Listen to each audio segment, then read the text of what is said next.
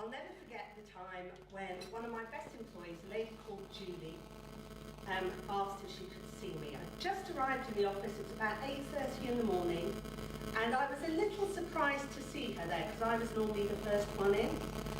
So I said, "Oh, morning Julie, yeah, how are you, good to see you." And I walked past her into my office. Within 5 minutes, she was in my office and had slid the door behind her, saying, "Antoinette, may I have a word?" Well, if you've ever managed people, you'll know that an employee asking to see you first thing in the morning is rarely good news.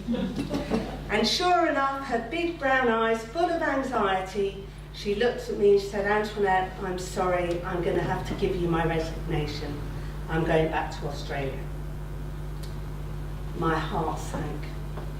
I was shocked, I was hurt, I was upset. I hadn't seen it coming. Maybe I should have, she was Australian. But she'd just got married, she'd married a Brit, she was happy in her work, or so I thought, and I assumed she was settled in the UK. And that was the mistake I made. I assumed I knew what she wanted from her career.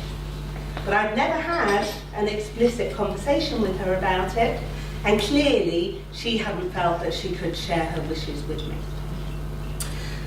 As it happened, she had just got married, and she was thinking of starting a family. And so she wanted to be back near her mum and raise her kids in her home country. Now, all was not lost. Thankfully, I worked for a global company, we had offices in Australia, we managed to transfer her to an HR role in Sydney.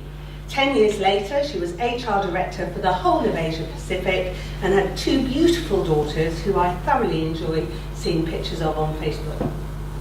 So the story had a happy ending.